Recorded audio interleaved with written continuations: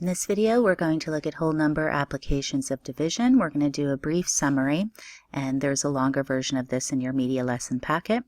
But all of these types of problems relate also to multiplication, and due to our fact families, we can rewrite them in terms of division. So we have fair sharing or equal grouping, where we have some total, we know the number of groups or the size of the group, and we're wanting to find either the size or the number. Area of a rectangle, if we know the area and we know the length of one side, which we may call the length or the width, we can find the length of the other side. With distance, rate, and time, okay, if you know the distance and either the rate or the time, you can find distance and rate divided by rate is equal to the time, or if you know the distance and the time, you can divide to find the rate. And multiplicative comparison, if you want to know how many times as large one quantity is compared to another, you can divide the larger by the smaller to get the multiplier. Okay, or if you know the multiplier, say you know that something is quantity B is 3 times as large as quantity A, you can divide quantity B by the multiplier to get the other quantity. So let's just look at some examples. Here's fair sharing or equal grouping. So 5 friends share 10 cookies. We want to know how many cookies did each friend have. Okay. So this is fair sharing. You can see the word share. Okay, and you can maybe imagine, I'm not going to draw it, but we could imagine drawing 10 cookies. Yeah, I can draw it. I'll pause so you don't have to watch. So here's 10 cookies, and if 5 friends are going to share them, you could think of going one by one. This will be for the first friend, second, third, fourth, fifth.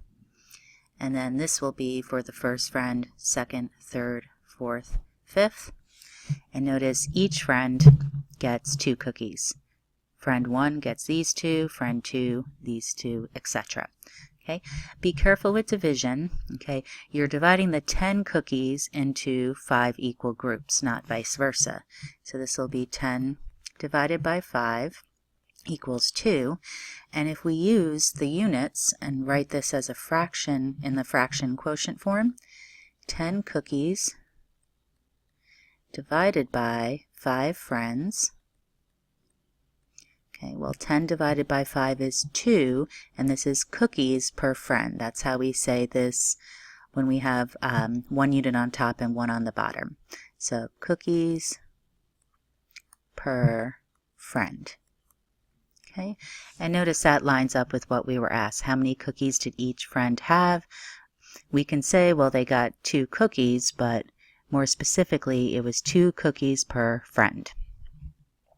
Now here's another one.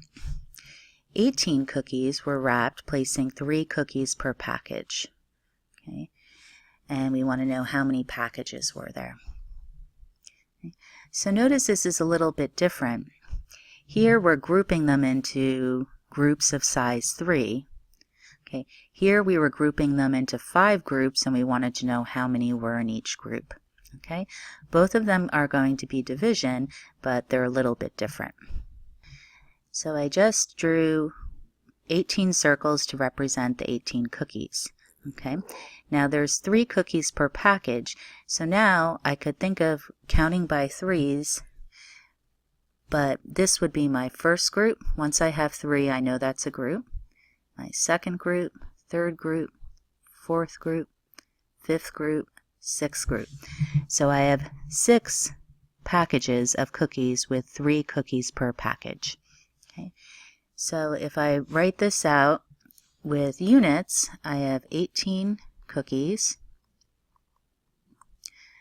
divided by 3 cookies per package. And my goal is to find how many packages. Well, 18 divided by 3 is 6. Okay, and when we're using division as opposed to multiplications, cookies divided by cookies, anything divided by itself, you could think of it as equaling 1 or canceling out to 1. And we're actually left with 6 packages. Okay. Again, this just helps you verify that you've set it up correctly. area of a rectangle. Tara bought a rectangular poster that was 24 square feet. The poster board was 6 feet long. How wide was the poster board? Okay. And we can use the idea from this chart that if you know the area in either the length or the width, you're going to divide to find the length of the other side. So 24 square feet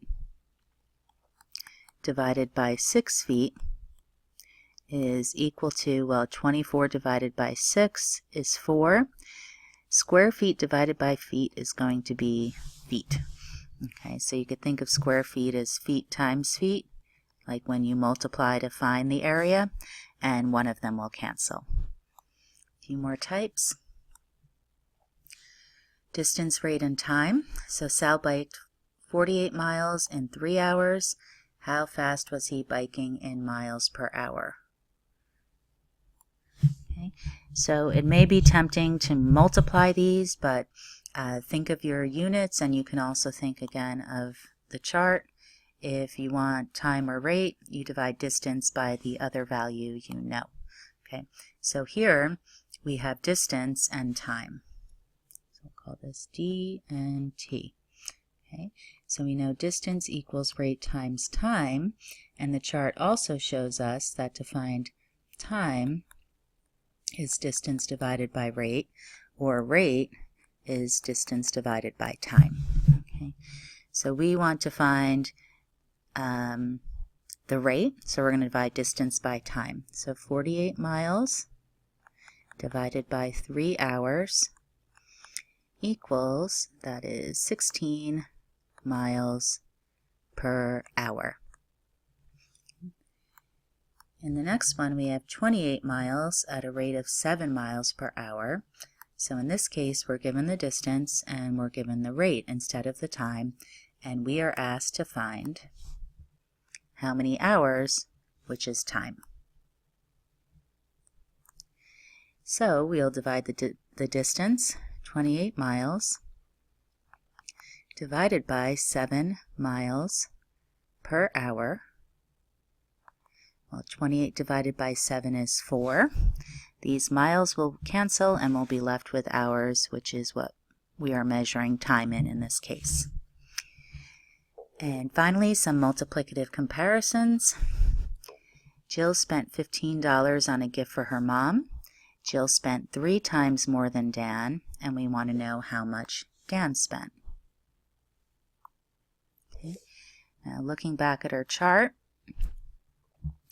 in this case we know the quantity and the multiplier, and so we know how much Jill spent, we know how many times larger it was than what Dan spent. So we have how much Jill spent, $15. Well, it's 3 times more than Dan, so to find Dan's we would need to divide by 3, which equals $5.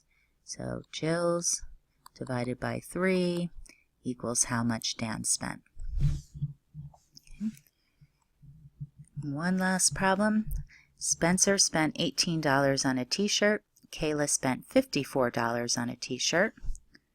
We want to know how many times more did Kayla spend on her t-shirt compared to Spencer. Okay, so how many times more? We can figure out additively by subtracting the difference. It would be, let's see, $36 more, but we want to know how many times more. So what would we multiply 18 by to get 54? So what would we multiply 18 by to get 54? And notice this is another case where what we're looking for, we can't multiply it because we don't know this value. So it corresponds to this idea. If you divide quantity B by quantity A, then you'll know the multiplier.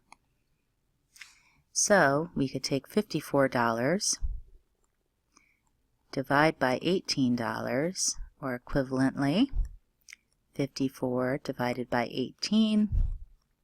The dollars cancel out and our result is 3. Okay, with no dollars or units, it's 3 times. Kayla spent 3 times more than Spencer.